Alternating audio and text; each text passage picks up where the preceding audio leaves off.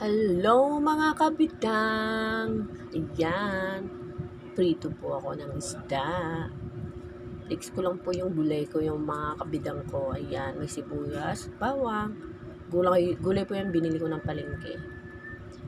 Ayan, paluto na yung prito kong isda mga kabidang. Tatlo lang prito ko, tag-isa po kami.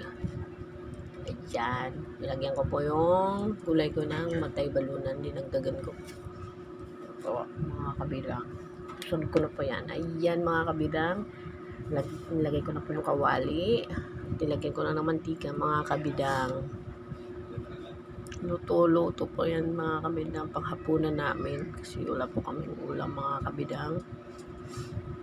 Yan, maaga po ako nagluto niyan mga alas 4 na ng hapon mga kabidang. Mahigit na mag-alas 5 na 5 o'clock.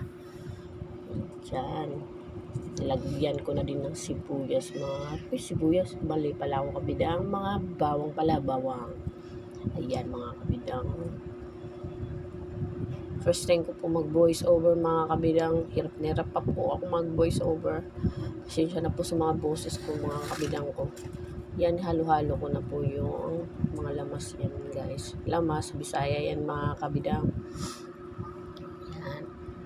Lakas pala ng apoy ko niyan, nasunog yung bawang ko, yung mga kabidang ko. Sinisya na po.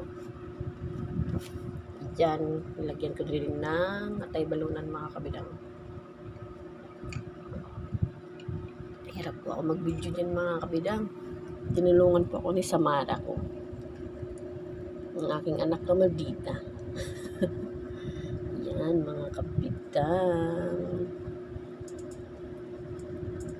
Naway magustuhan nyo po ang aking niluto. Follow nyo po ako lagi mga kabidang. Like nyo po lagi yung video ko. Yan, nilagyan ko na po ng gulay mga kabidang ko. Yung gulay na yung binili ko, bali 30 kalahati. 60 daw po kasi ang kilo. Yan, mga kabidang. Halo-halo na po yun siya, sari-sari na po. Yung mga kabidang. Paborito ko po yung repulyong gulay ka mga kabidang. Lalo na pag piano mo sa pansit, ayan. May carrots. Paborito ko yan. Sayuti mga kabidang. Masarap po yun sa may pansit mga kabidang. Lasa talaga ang yung pansit. Ayan. Halo-halo ko mga kabidang. Hindi ko masyadong mahalo kasi masyadong malalaki yung gulay mga kabidang. Hindi ko na po hiniwa lalo na yung repolyo. Kasi pag naluto na po siya, liliit na po siya, diba? Ayan mga kabidang. Kumukulo na siya dyan mga kabidang ko.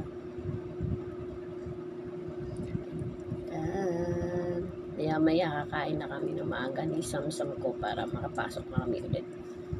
Parang dumating na yung karne niya. Ayan mga kabidang.